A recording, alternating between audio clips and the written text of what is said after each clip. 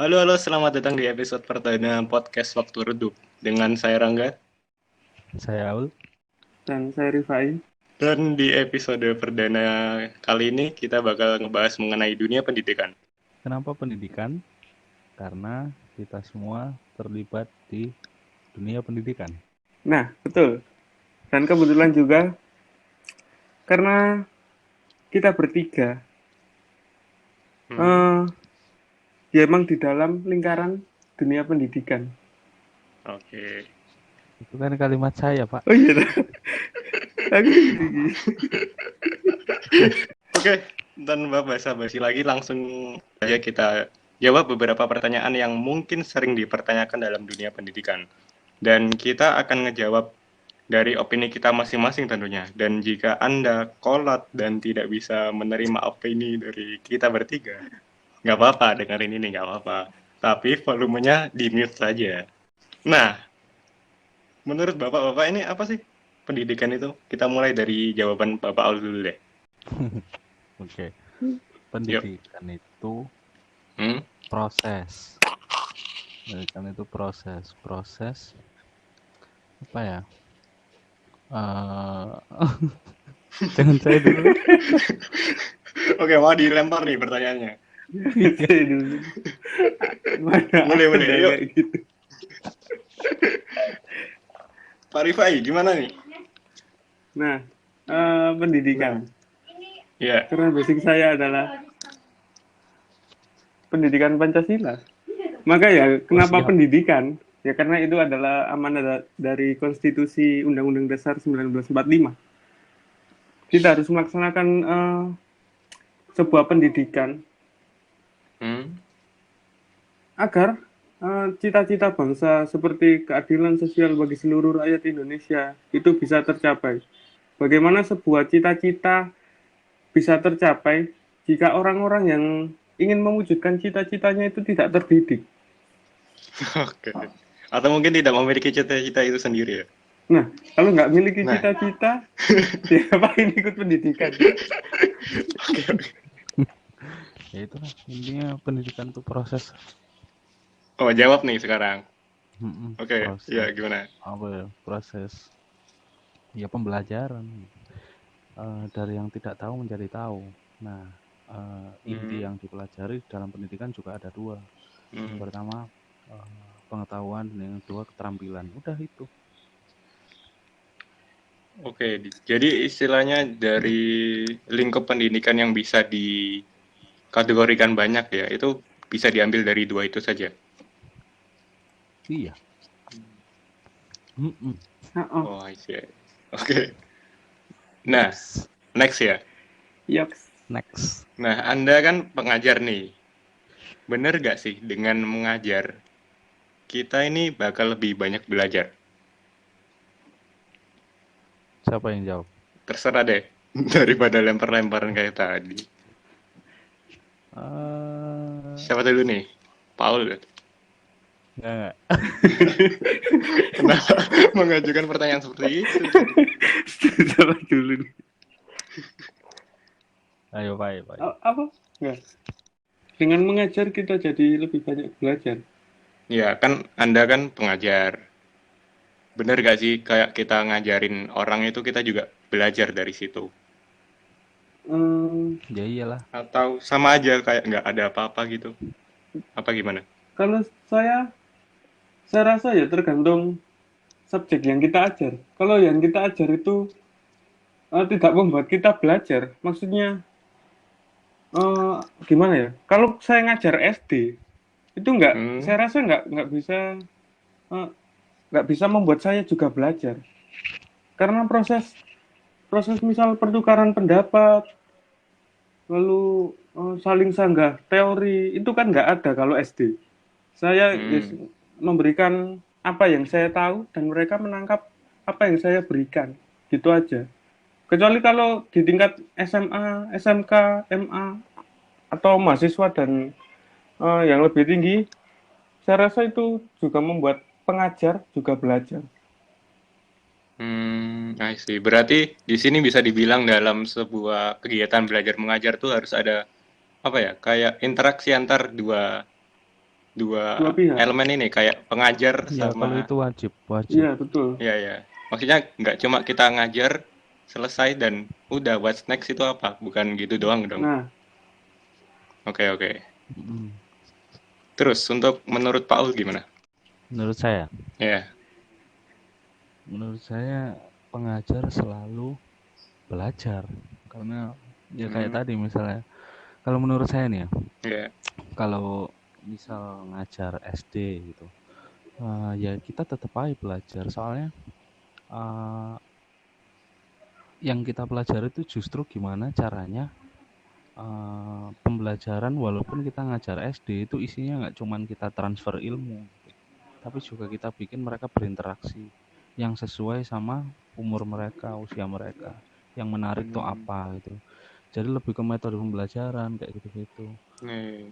Terus benar sih kalau hubungannya sama itu ya, subjek yang kita ajari itu apa. Kebetulan saya guru bahasa, dan Ya. bahasa itu kan selalu berubah, selalu berganti kan, setiap era, setiap dekade selalu ada perubahan-perubahan kan. Bahasa gaul aja Iya. ganti-ganti terus. Nah, Ya, kayak gitu. Jadi ya pasti selalu belajar karena bahasa berkembang. Oke. Lanjut ke pertanyaan berikutnya. Kenapa sih perkembangan sebuah pendidikan itu bisa dibilang sulit banget buat dilakuin, beda sama hal-hal yang ada di dunia ini gitu? Kita ambil aja contohnya kayak HP. HP itu kan setiap tahun bahkan setiap bulan nih ada pengeluaran produk terbaru. Udah, kayak pendidikan ini kan menurut saya dan emang gitu kan kenyataannya kayak dari dulu ya gitu. Ini susah nih. Jangan saya lah yang jawab. Apa pas diganti pertanyaan lain? Enggak. Itu aja, nggak apa-apa. Nggak apa. Oke. Dibacain data aja, tak bacain data aja. Oh, siap. Oh, boleh tuh. Nah, pas di pembahasan perdana kita, kebetulan MPR kemarin itu membahas tentang reformasi pendidikan. Jadi ya membahas apa aja yang ada di pendidikan. Nah, di dalam data tersebut, singkatnya, yang pertama, pemetaan masalah di sektor pendidikan. Yang pertama, faktor utamanya adalah kualitas sumber daya manusia di bidang guru. Nah, jadi itulah jelas. Berarti kualitas SDM guru di nomor satu kan, ini berarti ada masalah di kualitasnya. Berarti kualitas dari mengajar itu sendiri. Iya. Kualitas dari iya. mengajar, dari pengetahuan yang guru punya dalam mengajar. Jadi banyak guru-guru yang itu mungkin belum profesional. Ini menurut data ya, tapi saya nggak tahu, nggak ngejat siapa guru yang nggak profesional dan lain sebagainya. Nggak apa-apa sebut nama. Terus yang nomor 2, pembiayaan operasional sekolah dan pengembangan lokal wisdom. Apa yang maksudnya ya? Hah? Pembiayaan operasional sekolah dan pengembangan lokal wisdom. Keuangan berarti di itu. Mungkin apa ya. Gimana? Mungkin iki sinkron dengan pembiayaan operasional engko adanya kelengkapan sarana prasarana. Mungkin. Mungkin sih. Jadi pembiayaan sekolah itu baik, maka sarana prasarananya juga harus baik. Kan nggak mungkin nggak. Kecuali ya berkaca di nomor 1, SDM gurunya kurang, maka pembiayaannya baik. Oh, iya. Operasional sekolahnya ya nggak baik. Nah, kalau lihat data kompetensi siswanya, sekarang siswanya, dari masalah siswanya. Sekarang kita lihat data siswanya. Ini masalah siswanya, kompetensi membaca siswa di Indonesia, ini nggak berkembang jauh ya. Kalau dulu terakhir saya baca itu 2017, urutan 76 dari 77 negara. Sekarang urutan 72 dari 77 negara. Ini kemampuan minat bacanya. Lalu kemampuan di bidang matematika. Karena ini yang disampaikan datanya di bidang iptek pokoknya. Ini matematika 72 dari 78 negara. Terus yang terakhir kompetensi sains. Ini 70 dari 78 negara. Wah, jauh banget nih. Seenggaknya Itu dari total SD sampai SMA atau gimana? seluruh Seluruhnya. sektor pendidikan. Hmm. Jauh banget kan, masih urutan 10 besar dari yang terbelakang. 10 besar dari yang terbelakang itu masalah berarti. Nah, terus ini ada data tenaga pendidikan. Ini data terakhir tahun 2019 karena kan tahun 2020 baru awal. Ya. Ini data tenaga pendidik khusus di karena kita forumnya SMK ya, SMK SMA. Hmm. Itu total pendidiknya 300.000 orang Oh iya? guru. Seluruh Indonesia. Seluruh Indonesia itu SMK. Kalau SMA 310.000 orang Oh, guru. Oh, total 600 Total berarti. 600 orang guru. Nah, Ya, ya. itu juga kan otomatis kekurangan akhirnya dalam kekurangan tersebut ya harus diisi. Hmm. Nah, karena harus diisi, kekurangannya banyak harus diisi, maka kualitas mungkin terabaikan. Kualitas gurunya mungkin di sini terabaikan. Jadi pokoknya ada gurunya, mau kualitasnya kayak gimana, wis gak peduli. Pokoknya direkrut gitu aja gitu. Nah, terus Ya, ya, ya. dilihat dari karena sekarang ada pandemi COVID-19, maka Hmm. kurikulum yang digunakan adalah PJJ, pembelajaran jarak jauh. Nah, Oh, PJJ namanya. ya PJJ. Iya, iya, iya, baru tahu. Distance learning. Itu bahasa Indonesia. Cuma PJJ bahasa. Nah, ini ada data juga Hmm. dengan adanya PJJ kan pembelajarannya bukan lewat tawa masjid, terus anak-anak dengerin. Kan itu kalau guru nyampaikan lewat tawa masjid kan juga anak-anak di rumah kan itu namanya juga PJJ, tapi bukan seperti itu. PJJ itu Iya, otomatis menggunakan smartphone. Internet lah. Nah, ya terhubung dengan internet. iya. Kalau dilihat dari data ya, ini data tahun 2019 juga terakhir. Penduduk yang mengakses internet, ini dalam cakupan usia penduduk di atas 5 tahun. Ini Hmm. diambil persentase dari total penduduk Indonesia saat tahun 2019. Berarti 270 juta. 270 juta itu total penduduknya, total penduduk di atas 5 tahun itu sekitar 240 juta orang. Hmm. Nah, yang biasa menggunakan akses internet, kalau penduduk perkotaan itu 50%, penduduk perdesaan 26%, total nasional cuma 39,90%. Jadi dari 240 juta orang itu yang usianya di atas 5 tahun, hanya 40% orang, kurang dari 40% orang yang mengakses atau menggunakan internet secara masif. Kan sedikit banget. Iya, iya, iya. Berarti itu dari keseluruhan seluruh usia ya itu. Iya, di atas 5 tahun pokoknya. Oke, terus? Terus itu aja datanya. Apalagi? Oke.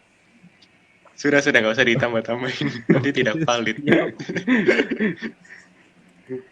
Oke, Paul gimana nih dengar data dari Pak Pai tadi? Bagus. Sudah terbantukah jawabannya? Kok juri ya? Gimana ya? ya memang gitu. Karena apa yang disampaikan dan dilihat berdasarkan data kan kita maksudnya aku sama Pak Pai kan ada di dalamnya gitu. Maksudnya memang ikut yang biasa sehari-hari dirasakan gitu.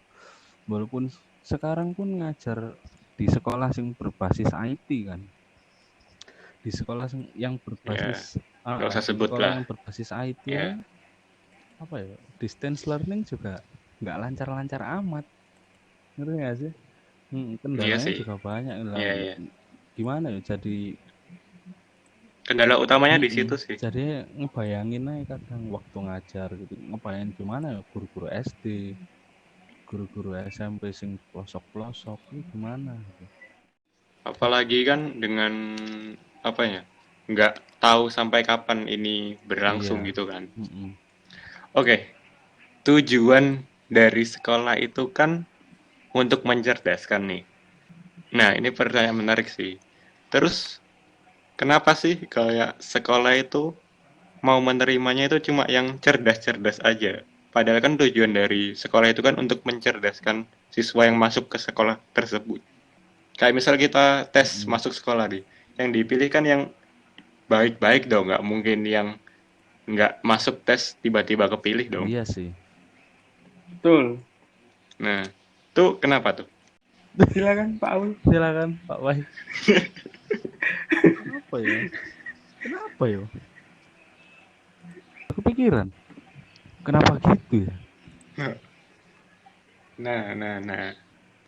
Ini kan lebih ke apa ya? Kepakainya kan kayak ke SMP, kayak masuk Mm-mm. SMA, perkuliahan gitu kan. Kalau masuk SD sih ya biasa gitu kan. Nggak usah pakai gitu-gitu. Mm-mm. Ini gimana ya? Bahkan dulu kayak masuk SD tuh ada yang bilang kayak bisa nyium sikut, Wow. itu udah bisa masuk Beneran? gitu. Nggak tahu, waktu itu ada yang pernah bilang gitu sih kayak, ya kalau SMP SMA mudah banget kayak gitu ya nggak ada yang favorit dong. Gimana ya enggak ya? Ya gimana? Mungkin hubungannya sama ini ya. Sekolah itu yang mana nanti itu kan menaikkan ini kan apa ya istilahnya? Tingkat ya rating Rating. sekolah itu gitu. Ya. Karena kan sebenarnya satu sekolah satu sama lain itu kan ini secara nggak langsung kan bersaing gitu. Sama-sama Hmm. menawarkan jasa sebagai pendidik gitu kan. Sekolah itu kan jasa. Jadi ya saingan gitulah. Ya. Salah satu persaingannya ya prestasi. Cara yang terbaik. Menurutku gitu Hmm. sih. Menurutmu, Pai? Hmm? Hmm. Bener. Setuju sih sama pendapatnya Pak Aul. Hmm. Ini pendapat ini pernah saya dapat. Maksudnya pendapatnya Pak Aul ini hampir mirip-mirip dengan buku yang berjudul Sekolah Itu Candu. Itu karyanya Rum Topati Masang. Hmm. Yang intinya ya, dia itu pernah berkata waktu launching buku itu, berkata, jika pada akhirnya nanti saya tetap akan jadi petani, meski sudah bersekolah tinggi-tinggi dan jauh-jauh ke kota, mengapa saya tidak mulai dari sekarang saja? Nah, ini kalimat sindiran. Kalimat sindiran untuk sekolah-sekolah yang harusnya memberikan kebutuhan dari muridnya, tapi gak diberikan, tapi malah muridnya itu yang memberikan kebutuhan dari sekolah. Contohnya, Ya, I see. siswa-siswa cari siswa-siswa yang pinter. Itu kan kebutuhan dari sekolah. Iya sih. Kebutuhan dari sekolah biar sekolah nanti, siswa-siswanya Ya, pinter-pinter, punya ratingnya naik. prestasi dan lain sebagainya. Ratingnya naik. Terus baca juga buku yang berjudul Sekolah Dibubarkan Saja. Ini saya pernah punya bukunya, cuman gara-gara dipinjem. Buku kalau dipinjem itu mesti hilang. Saya nggak tahu kenapa. Ini karyanya Cudil. Ini pernah menyindir, bahkan di bab pertamanya itu secara jelas judul babnya itu orang miskin dilarang masuk. Nah, ini menggambarkan era pendidikan, wajah pendidikan di Indonesia. Kenapa orang miskin dilarang masuk? Nah, di sekolah-sekolah yang ya kita tahu lah, kalau ratingnya sekolah internasional itu lebih baik daripada sekolah-sekolah negeri miliknya negara. Itu jelas. Sekolah-sekolah internasional, sekolah-sekolah internasional. Nah, swasta lah gitu ya, bisa dibilang gitu. Sekolah swasta ya. Nah, tapi dengan biaya yang nggak terjangkau lah. Nah, orang-orang miskin yang ingin anaknya pinter, ya otomatis nggak punya pilihan, ya harus sekolah di negeri saja. Kalau sekolah di swasta apalagi swasta yang basicnya itu internasional, membawa bendera internasional, jelas nggak mungkin. Ya mungkin swasta-swasta yang membawa bendera local wisdom. mungkin kayak gitu. Local wisdom, oke, siap. Oh. Kenapa larinya ke sana? Terus. Nah, terus buku ini juga menggambarkan bagaimana itu intinya itu pengalaman pribadi yang dibuat novel sama si penulis. Jadi di Hmm. sekolah-sekolah, jadi waktu sekolah si Hmm. penulis novel itu dia kan bukan anak yang apa ya? Masa bahasa lainnya menonjol itu apa? Berprestasi. Ya, berprestasi ya, bukan anak yang Ya. berprestasi. Akhirnya Heeh. kurang lah diperhatikan guru. Pertanyaan dari Oh anak ya. yang kurang berprestasi dengan yang berprestasi itu ditangkap sama guru itu beda. Pilih kasih. Iya, rata-rata Ya. seperti itu. Dan di buku ini si penulis juga menulis kayak gitu. Nah, paradigma pendidikan sekolah yang hanya menempatkan siswa sebagai objek yang harus menurut peraturan sekolah Hmm. itu banyak dilakukan sekolah-sekolah sekarang. Jadi siswa itu bukan sebagai subjek tapi objek. Siswa yang mengikuti sekolah, bukan sekolah yang mengikuti siswa. Akhirnya mau nggak mau, ya itu siswa berprestasi di apa ya? Jadi sayang-sayang, dijadikan yes, anak anak kandung lah. Kalau siswa yang nggak berprestasi dijadikan anak tiri, ibaratnya kayak gitu. Oke, karena di sekolah itu rumah kedua gitu ya Ya. Nah, istilahnya. betul. Oke. Anak tiri. Oke. Dianiaya dong. Oke, dari semua pertanyaan yang sudah saya sampaikan tadi, menurut Bapak ini ada nggak sih yang perlu disampaikan dalam tanda kutip dunia pendidikan kita ini? Maksudnya gimana? Pesan Kayak apa? Ya, pesan buat. Bapak-bapak lah. Terserah buat dunia pendidikan kita, buat pelajar atau bahkan buat pengajar. Oke, silakan Pak Pai. Kenapa? Oke. Pesan, Ya, terserah apapun itu, kayak pesan saran. Apa ya? eh, pesan, wis tak coba ya. Ya, Pesan Ya, dicoba-coba dulu aja. untuk para pengajar dulu lah. oke. Oke. Sesama pengajar nih. Aku ngerti Oke. arahnya kemana ini. eh itu karena masalah utama kita yang disampaikan oleh Wakil Ketua MPR adalah SDM gurunya. Maka kalau secara itu ya kalau emang profesional nggak tersakiti dengan kata ini. Ya kalau kamu nggak profesional jadi guru, nggak usah jadi guru. Daripada merusak wajah pendidikan Indonesia. Saya mengambil kutipan kata dari Rocky Gerung sebagai penutup. Sekolah, tanda orang pernah, ijazah tanda orang pernah sekolah. Tapi bukan tanda orang pernah berpikir. Nah, memang. Wis,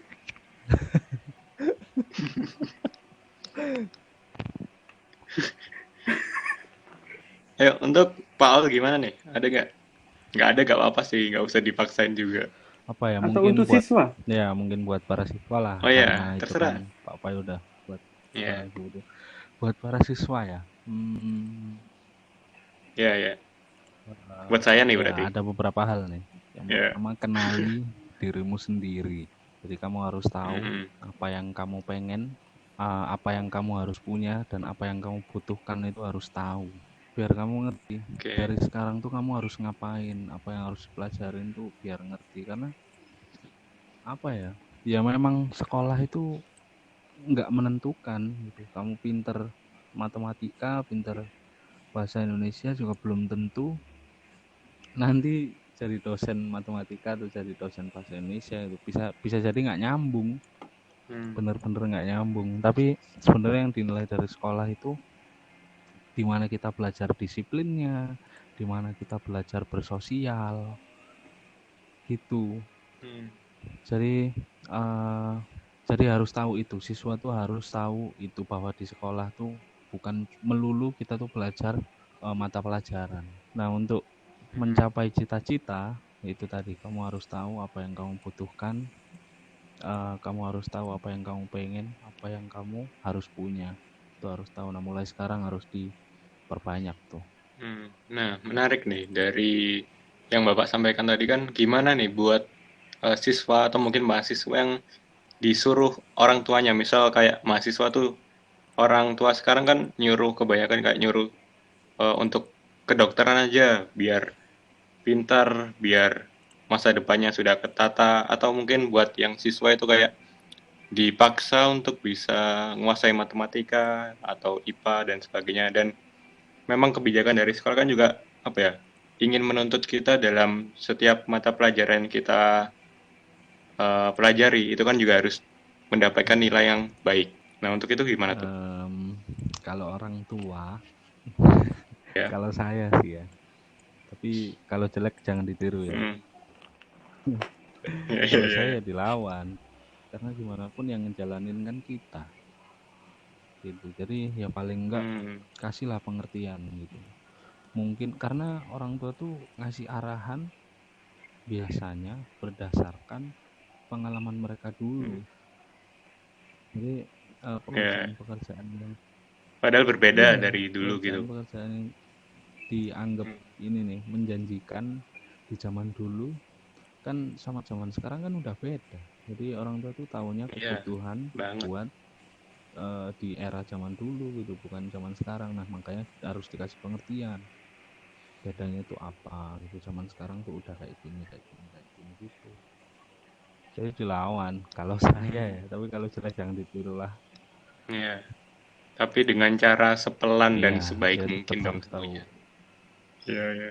Kalau apa tadi? Yang kedua? Oh, itu guru Untuk yang yang Nah, itu salah. ya, sekolah sih Ya, lebih tepatnya. kalau guru yang menuntut itu salah. Saya sendiri nggak pernah nuntut semua siswa saya harus pinter. Karena saya tahu mereka tuh bidangnya ada di masing-masing nanti gitu. Jadi semua nggak harus apa ya, jadi pinter di mata pelajaran bahasa. Nggak harus perfect Kecuali gitu. kalau saya ngajar kuliah yang jurusannya adalah bahasa. Nah, itu semua harus pinter. Nah, kalau ini kan enggak SMK. Saya maksa mereka buat pinter, dapat 100 terus di bahasa, itu tahu-taunya malah nanti kerjanya jadi profesional di bahasa lain gitu kan. Ya itulah. Jadi kalau menurut saya itu salah sih. Ada yang mau ditambah lagi untuk Pak Aul sama Pak Wei? Iya, yang apa? Yang pertama tadi pertanyaannya. Yang tadi. Bukan yang pertama Kostum. awal loh ya. Yang ini tadi. Iya, yang mahasiswa dituntut orang tuanya buat kedokteran itu. Oh iya. Iya. Nah, Kenapa? ini pemikiran orang tua yang emang apa ya? Orang tua bebal. Ya kalau orang-orang tua yang pemikirannya masih memikirkan bahwa anak itu dijadikan aset, bukan liabilitas. Oh iya. Oke, menarik. Jadi kalau ada anak itu enggak, ya ibaratnya kita punya aset ya, kita ngasih apa aja biar aset itu berkembang. Tapi nantinya si aset tersebut nggak berkembang dan nggak sesuai pemikiran kita, akhirnya kita kecewa, marah dan lain sebagainya. Nah itu karena orang tua menganggap anak sebagai aset, bukan sebagai kewajiban kita ya. Emang harus memberikan pelayanan, pendidikan dan lain sebagainya. Ya, sayangnya masih banyak orang yang berpikiran seperti itu. Terus yang kedua apa guru yang itu kira mau ngomong pendapatan kedua. Pertanyaannya. Oke, yang kedua itu siswa yang dituntut untuk menguasai semua bidang pelajaran. Oh iya, itu apa pertanyaan lama ya? Iya sih. Siswa dituntut menguasai semua pelajaran, tapi guru hanya satu pelajaran. Nah itu kalau saya sih gak menuntut siswa sih, karena kalau saya menuntut siswa ya nanti ketemu di persidangan. Jangan sampai lah kayak gitu. Tidak seperti itu dong, jauh sekali. Aduh, tolong. Ya, sebenarnya kalau menurut saya kenapa siswa itu diajarkan semua, bukan semua sih, banyak pelajaran ya, karena itu pelajaran yang saya anggap itu dasar buat kehidupan di masyarakat. Tapi kalau dituntut untuk menguasai semuanya, itu kayaknya nggak perlu. Yang penting mereka itu bisa, catnya jatuh. Yang penting mereka itu apa ya, bisa mengamalkan dasar-dasar keilmuan tersebut lah di masyarakat. Misal kalau matematika ya, ya kalau jual beli di warung nggak harus sampai, kalau kalian belajar matematika kalian harus bisa menghitung persentase jumlah korban COVID-19, kan nggak mungkin itu rumusnya kan Aduh, iya ribet. dong. Nah itu nggak harus kayak gitu. Yang penting dasar-dasar keilmuannya itu bisa diterapkan dalam kehidupan Iya. bermasyarakat. Itu aja. Jangan-jangan Oke. belajar matematika zaman sekarang nyuruh ngitung data. Hmm, Hmm. kita dijadikan aset negara dong berarti. Oke, demikian podcast episode perdana kita. Jika podcast ini bermanfaat menurut kalian, jangan lupa untuk di-share. Dan juga kalian bisa komen mengenai tema apa yang kalian pingin buat kita bertiga bahas untuk selanjutnya. Terima kasih udah dengerin podcast kita kali ini. Saya Rangga, Saya Saya Pai. pamit undur diri. Terima kasih. Thank you. Hey.